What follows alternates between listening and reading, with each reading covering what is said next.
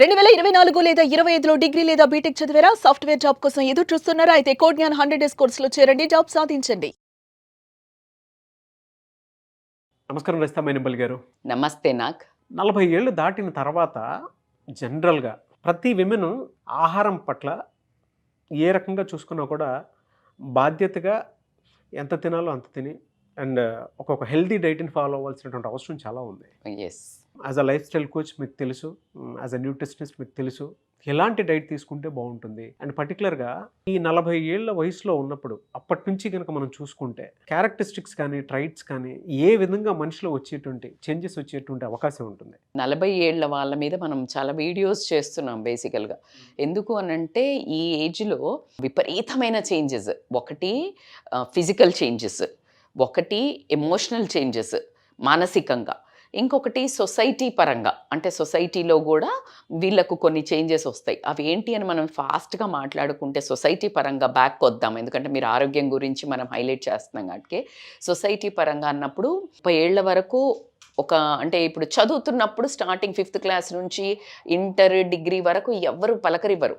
అయిపోయిన తర్వాత డిగ్రీ తర్వాత కానీ ఇంజనీరింగ్ తర్వాత కానీ ఏం అడుగుతారు, ఏం చేస్తున్నారు అని క్వశ్చన్ అడుగుతారు. పరిపక్వత వచ్చి ఫ్రూట్స్ తీసుకునే టైము. అట్లాగే ఇన్ని రోజులు జీవితంలో సంపాదించి ఏమి సెటిల్ అయ్యావు అనే స్ట్రెస్ వచ్చే టైం. ఇల్లా, పిల్లల, పెళ్ళిళ్ళ, దాని అవుట్పుట్ చూపించే టైం. అవుట్పుట్ వస్తుంది.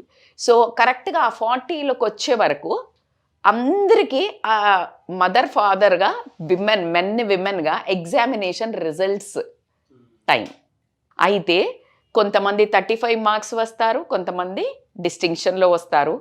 వీళ్ళు వీటి రియాక్షన్స్ని బట్టి మానసిక ఒత్తిడి రావడం జరుగుతుంది.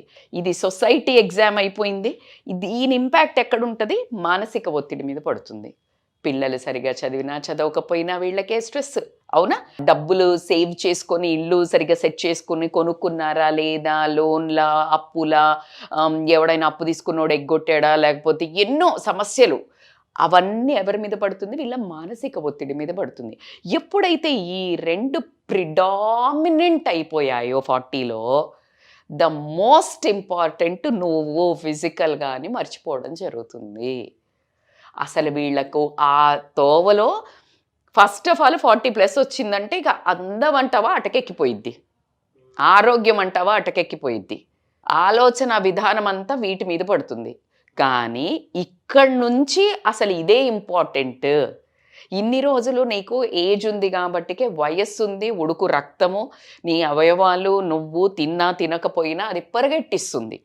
ఇప్పుడు కొత్త బండి ఉంది, ఒక 1 ఇయర్ కానీ 8 months 6 months సర్వీసింగ్ ఇవ్వకపోయినా ఏమవుతుంది? మంచిగానే నడుస్తుంది. ఒక 5 ఏళ్ళు అయ్యాక ఏమవుతుంది? అది కుర్రో మొయ్యో అనుకుంటూ ఊరికే షెడ్కి వెళ్తూ ఉంటుందా, వెళ్ళదా? వెళుతుంటుంది. మరి మన బాడీ కూడా అంతే. నీకు 30లో రాదు ఆ కిరు చప్పుట్లు రావు మోకాళ్ళల్లో, అవా నడుము నొప్పి రాదు, మెడ నొప్పి రాదు, తలనొప్పి రాదు. ఎందుకు అంటే వయసు, ఉడుకు రక్తము, ఆ హీట్ జనరేటింగ్ తోటి నీ బాడీ మంచి ఫామ్లో ఉంటుంది. భయం వేస్తుందండి మీరు అలా చెప్తుంటే. అచ్చా 40 వస్తుందని భయపడతా. వెనకాల సొల్యూషన్ చెప్తాను కదా, టెన్షన్ ఎందుకు? నేను 40+ కదా, నేను బాగున్నాను కదా. డైట్ చెప్తారు కదా, నిజంగా మిమ్మల్ని చూసి అంటే మీరు అలా మాట్లాడుతుంటే కంటెంట్ ఓన్ చేసుకొని లోపలికి వెళ్ళేటప్పుడు ఆ పిక్చర్ చూస్తాం కదా. నాకు మా మదర్ గుర్తొచ్చారు, మా ఫాదర్ గుర్తొచ్చారు, దాని తర్వాత మా సరౌండింగ్లో ఉండేటువంటి వాళ్ళందరూ గుర్తొచ్చారు, తర్వాత నేనే కదా ఇంకా.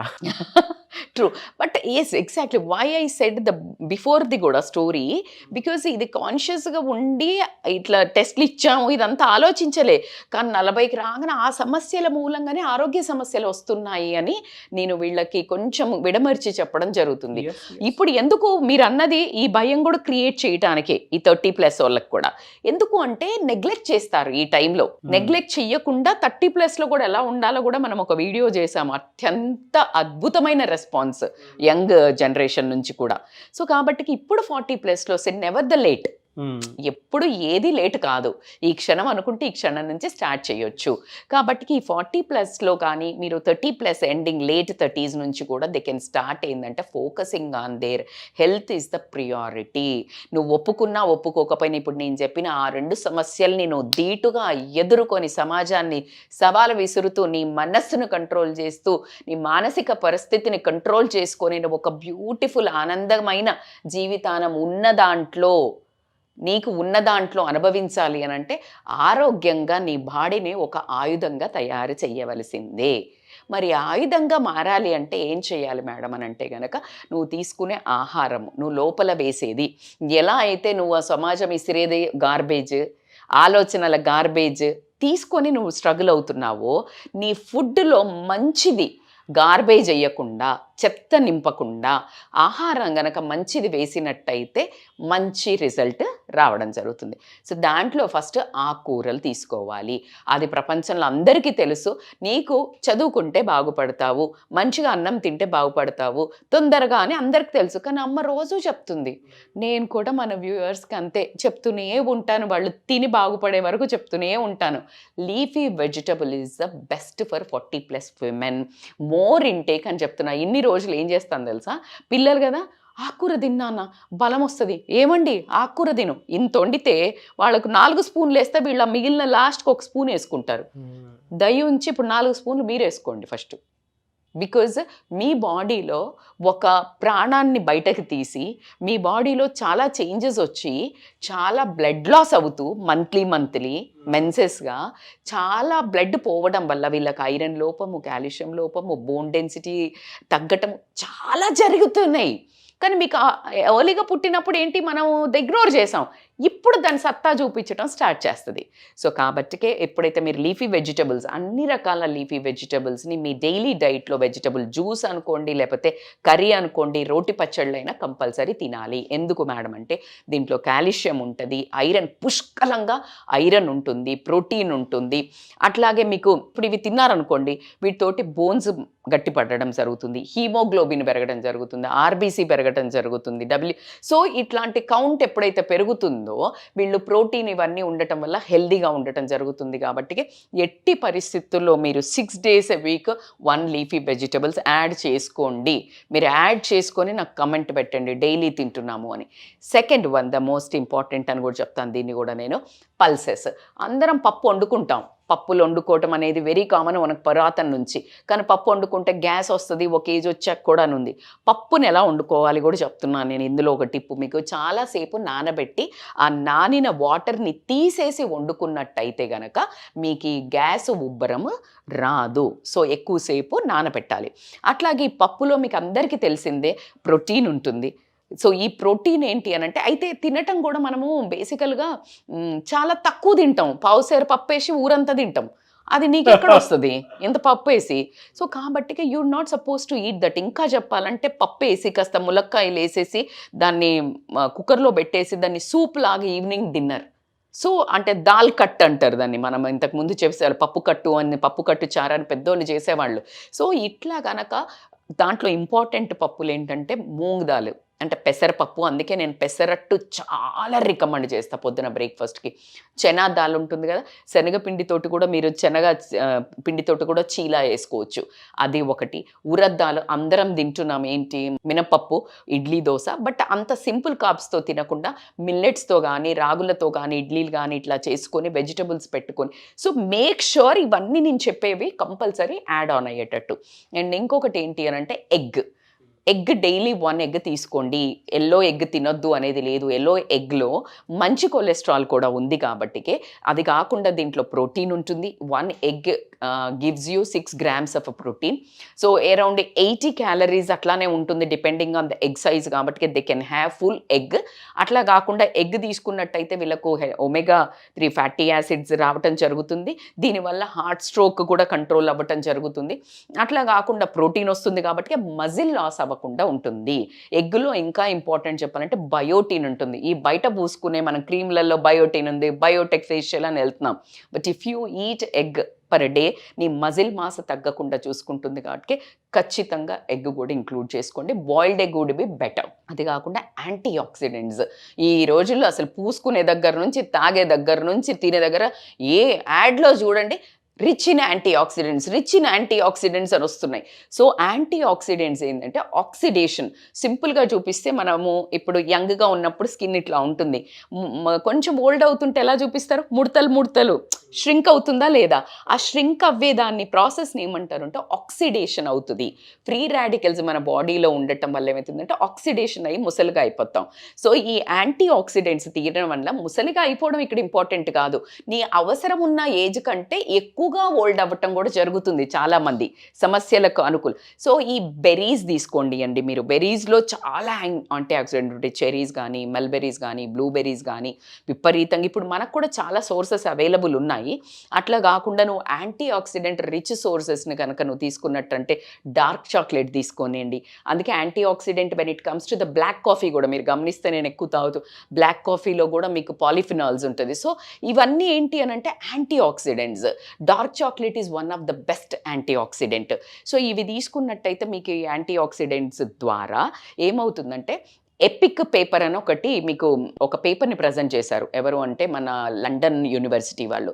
దీంట్లో ఏంటంటే మీరు యాంటీ ఆక్సిడెంట్ రిచ్ సోర్స్ ఉన్న ఫుడ్ని తీసుకోవటం వల్ల మీకు హార్ట్ స్ట్రోక్స్ కానీ క్యాన్సర్ రిలేటెడ్ థింగ్స్ని కానీ మీరు అవాయిడ్ చేయగలుగుతారు అని ప్రూఫ్స్తో సహా ఉండటం జరిగింది. సో కాబట్టి యాంటీ ఆక్సిడెంట్ ఉన్న ఆహారాన్ని ఎక్కువగా తీసుకోవడానికి మీరు ట్రై చేయండి. Last but not the least, ఒక ఏజ్ వచ్చాక పాలు తాగొద్దు, లాక్టోజ్ ఇంటాలరెంట్ ఉంటుంది, అరుగుదల ఉండదు అని అంటాం వాస్తవమే. కానీ కొంచెము ఆవు పాలన్నా, లైట్గా మిల్క్ ఇంక్లూడ్ చేసుకోనన్నా, కొంచెము కంపల్సరీ మిల్క్ అన్నా, మీరు కర్డ్, ఇంకా చెప్పాలంటే ప్రిబయోటిక్ ఉంటుంది మిల్క్ ప్రోడక్ట్స్లో. లైట్ చీజ్ అంటే మంచి క్వాలిటీది ప్రాసెస్డ్ కానీ చీజ్ కానీ, పన్నీర్ కానీ, లేకపోతే బటర్ కానీ, నెయ్యి కానీ, ఇలాంటి వాటిలలో పెరుగులో కానీ ప్రోబయాటిక్ ఉంటుంది. ప్రోబయాటిక్ ఎందుకు తీసుకోవాలి మేడం అని అంటే సింపుల్ అండి. మీ గట్ ఎప్పుడైతే మీ డైజెస్టివ్ సిస్టమ్ హెల్దీగా ఉంటుందో మీరు ఆరోగ్యం ఉంటుంది. ప్రోబయాటిక్స్ అంటే ఏంటి అంటే పులిసిపోయినది అన్నట్టు. ఆ పులిసిపోతుంది కదా పెరుగు. సో ఆ పులిసిపోయినది ఎప్పుడైతే మనం తింటామో గట్ ఫ్రెండ్లీ బ్యాక్టీరియా డెవలప్ అవుతుంది. గట్ ఫ్రెండ్లీ బ్యాక్టీరియా డెవలప్ అయితే చెడ్డ బ్యాక్టీరియాతోటి ఫైట్ చేస్తుంది. ఫైట్ చేసి చెడ్డ బ్యాక్టీరియాని ఎప్పుడైతే తంపుతుందో మన డైజెస్టివ్ సిస్టమ్ హ్యాపీగా పనిచేస్తుంది. డైజెస్టివ్ సిస్టమ్ బాగుంటే హెల్త్ కూడా బాగుంటుంది. సో కాబట్టి you need to follow all these. ఖచ్చితంగా అందరు ఫాలో అవుతారు కానీ రోజువారీగా అదే పనిగా తీసుకోరు. ఇవన్నీ ఒక ఎత్తు అయితే సీడ్స్ కంపల్సరీ తీసుకోవాలి. ఈ రోజుల్లో నేను చెప్తున్న ఒక అమృతాహారం అని చెప్తున్నాను ట్యాగ్ లైన్ వేసి. వాల్నట్స్ 1-2 మీరు ఆస్తులు అమ్ముకొని తినమని చెప్పట్లా నేను. జస్ట్ 1-2 మీ బట్టలు తగ్గించుకోండి, మీ తిరుగుళ్ళు తగ్గించుకోండి, ఏమైనా తగ్గించుకోండి, కానీ ఆరోగ్యం దగ్గర ఇంత కూడా కాంప్రమైజ్ కాకండి. వాల్నట్స్, 1 అంజీరు, జస్ట్ 2-3 బాదాము, ఇంత చాలు ఈ డ్రై ఫ్రూట్స్కి వచ్చేసరికి. And when it comes to the సీడ్స్లో sunflower seeds, watermelon seeds, and pumpkin seeds, sesame seeds అంటే నువ్వులు, అండ్ ఫ్లాక్ సీడ్స్, ఈ 5ని మిక్స్ చేసుకుంటే మీరు ఎప్పుడు నా బ్యాగ్లో చూస్తారు మీరు. సో ఇవి హెల్దీ ఫ్యాట్స్ ఉంటుంది, అట్లాగే మీకు మంచి న్యూట్రిషన్, విటమిన్స్, మినరల్స్, అన్ని పోషక విలువలు అందుతాయి. అన్ని తింటే చాలు. సో మార్నింగ్ నుంచి ఈవినింగ్ లోపల ఇన్ని మాత్రం తినండి. మీకు బ్లడ్ లాస్ అయినా, ఏదైనా, నువ్వులలో మైగ్రేన్ ఉన్నా, ఏది కానీ మీకు హెల్దీగా ఉంటుంది. సో ఖచ్చితంగా ఒక ఫ్రెండ్, ఒక మదరు, ఒక డాటరు, ఒక ఇంట్లో ఒక రిలేటివ్ కంటే ఎక్కువ ప్రేమ పెట్టి చెప్పాను మీ అందరికీ ఆరోగ్య విషయంలో. ఖచ్చితంగా మీరు ఫాలో అయ్యి మీ ఆరోగ్యాన్ని బాగా చేసుకొని మాకు కమెంట్ చేయండి ఇంకా దేని గురించి చెప్పాలో. మీరు చెప్పినటువంటి డేటా గూగుల్లో సెర్చ్ చేసినా కూడా అంత ప్రేమగా బయటికి రాదు, అంత బాగా వచ్చింది. అది మెషిన్, ఇది మనిషి, ఇది రజితా మైనంపల్లి. ఆడియన్స్ మీద మీకు ఉండేటువంటి ప్రేమ అది తెలుస్తోంది. వాళ్ళ గురించి ఎంత లోతుగా ఆలోచించుంటే మీకు అంత అద్భుతమైనటువంటి కంటెంట్ వచ్చింది అనేటువంటి చెప్పడానికి ఏ మాత్రం సందేహం లేదు. నాకు తెలిసి మా కోసం ఈ వీడియో చేశారని మిమ్మల్ని అప్రిషియేట్ చేయకపోతే అప్పుడు అడగండి. Thank you so much. అయితే కమింగ్ టు పాయింట్ అండి, 40లో వచ్చేటువంటి మానసిక సమస్యల్ని ఎలా అంటే మీరు డైట్కి ఫిట్గా ఎలా ఉంచుకోవాలో చెప్పారు, మరి మెంటల్లీ ఫిట్గా ఉంచుకోవాలంటే ఎట్లా? ఒకటి ఈరోజు మనకి ఈ వీడియో ఇది చూసుకుని వాళ్ళు ఆరోగ్యాన్ని ఫాలో అవుతున్నప్పుడు కొన్ని ఓవర్కమ్ చేస్తారు, కొన్ని ఓవర్కమ్ చేయలేని ఉంటాయి. Um. So they can contact us for online or offline appointments. జీవితంలో ప్రతి ప్రాబ్లంకి సొల్యూషన్ ఉంటుంది. సో మీ సొల్యూషన్ ఇవ్వడానికి నేను సిద్ధంగా ఉన్నాను. మీరు సొల్యూషన్ తీసుకోవడానికి మీరు ఒక్క అడుగు ముందుకు వేయవలసిందే.